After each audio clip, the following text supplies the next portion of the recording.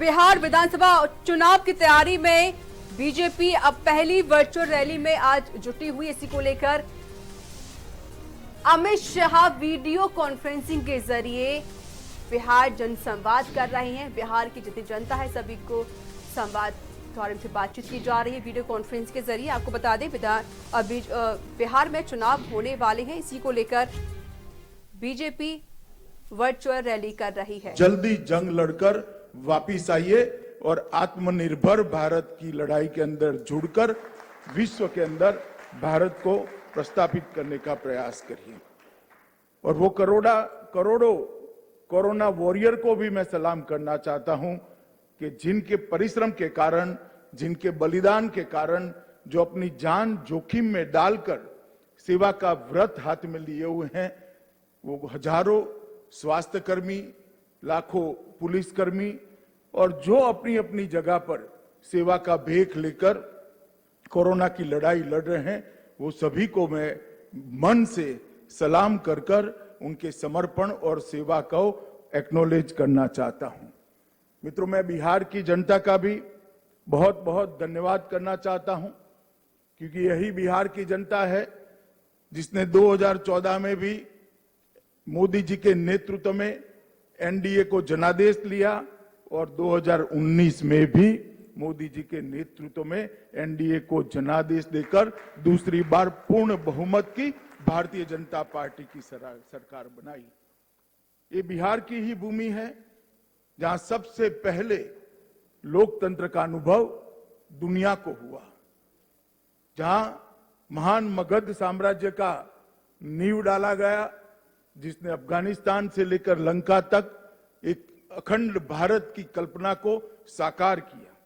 बुद्ध और महावीर की ये भूमि, चंद्रगुप्त और चाणक्य की भूमि, समुद्रगुप्त और कुमार देवी की ये भूमि ने हमेशा भारत का नेतृत्व किया है। और जब कभी भी भारत के मूल्यों के साथ खिलवाड़ हुआ, लोकतांत्रिक मूल्यों के साथ खिलवाड़ हुआ, बिहार की जनता से ही बिगुल बजा और फिर एक बार भारत विजय के रास्ते पर प्रशस्त हो गया। आजादी के लड़ाई में बिहार के नेता बाबू जगजीवन राम जी, राजेंद्र बाबू, जयप्रकाश नारायण, श्री बाबू, इस सब के योगदान को हम कैसे भुला सकते हैं। और आजादी के बाद भी जब कांग्रेस पार्टी की नेता श्रीमती इंदिरा गांधी ने आपातकाल डालकर लोकतंत्र का गला घोंटने का प्रयास किया, ये बिहार की जनता ने ही जेपी के नेतृत्व में आंदोलन कर फिर से एक बार लोकतंत्र को प्रस्थापित करने का काम किया था। आज मैं जॉर्ज साहब और राम मनोहर लोहिया जी को भी याद करूंगा, क्योंकि ये दोनों की कर्मभूमि भी बिहार रही है। ये बिहार की भूमि ने भ्रष्टाचार, परिवारवाद, वंशवाद के खिलाफ हमेशा लड़ाई लड़ी और सामाजिक न्याय के झंडे को हमेशा के लिए बुलंद किया।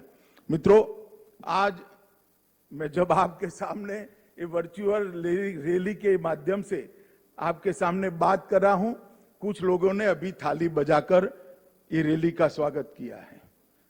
मुझे अच्छा लगा कि देर सवेर मोदी जी की अपील को उन्होंने माना और कोरोना के खिलाफ थाली बजाकर जंग के अंदर वो जुड़ गए। कुछ लोगों ने इसको बिहार की चुनावी सभा कहकर कहा। मैं ये सभी वक्र दृष्टा लोगों को कहना चाहता हूं, इस रैली का चुनाव से कोई स्नान सूतक का संबंध नहीं है। ये भारतीय जनता पार्टी है जो लोकतंत्र में विश्वास रखती है। भारतीय जनता पार्टी है जो जनतंत्र में विश्वास रखती है, जनसंवाद में विश्वास रखती है, जनसंपर्क में विश्वास रखती है।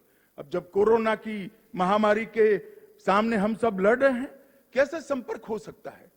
तो क्या सब अपने घर पे बैठे रहे? हम जनसंपर्क का हमारा संस्कार गंवा दे? हम जनसंपर्क के संस्कार को बचाए रखना चाहते हैं। मैं जगत प्रकाश नड्डा जी, भारतीय जनता पार्टी के राष्ट्रीय अध्यक्ष जी को बहुत बहुत बधाई देता हूं कि 75 वर्चुअल रैली के माध्यम से देश भर की जनता का हर मंडल तक संपर्क करने का उन्होंने जरिया प्रदान किया है। और ये रैली कोई चुनावी रैली नहीं है। ये रैली कोई राजनीतिक दल के गुणगान गाने की रैली नहीं है। ये वर्चुअल रैली है देश की करोड़ों की जनता को कोरोना के खिलाफ जंग के अंदर जोड़ने के लिए उनके हौसले बुलंद करने की रैली है। ये रैली है आत्मविश्वास से भरपूर, आत्मनिर्भर, जगमगाता भारत बनाने के नरेंद्र मोदी के आह्वान के साथ देश की जनता को जोड़ने की रैली है। जो वक्रदृष्टा लोग इसमें भी राजनीति देखना चाहते हैं, मैं उनको पूछना चाहता हूं, किसने रोका है भैया आपको? दिल्ली में बैठकर मौज करने की बजाय पटना से दरभंगा तक एक वर्चुअल रैली ही कर लेते। किसने रोका था? मगर मैं इन पर ज्यादा समय जाया करना नहीं चाहता। मित्रों, नड्डा जी ने भारतीय जनता पार्टी के कई नेताओं के माध्यम से देश में 75 वर्चुअल रैलियों को आयोजित किया है और मुझे भरोसा है ये वर्चुअल रैली के माध्यम से न केवल भारतीय जनता पार्टी के करोड़ों कार्यकर्ता परंतु करोड़ों करोड़ों की देश की जनता का संपर्क कर कर आत्मनिर्भर भारत की हमारे मोदी जी के आह्वान को हम सफल बनाने के लिए जुट जाएंगे, जनता को भी जोड़ेंगे और कोरोना के खिलाफ जो लड़ाई मोदी जी ने छेड़ी है इसमें विजयी होकर भारत फिर से एक बार आत्मविश्वास के साथ आत्मनिर्भर भारत के। और इस बीच आपको कोरोना संकट के बीच इस बीच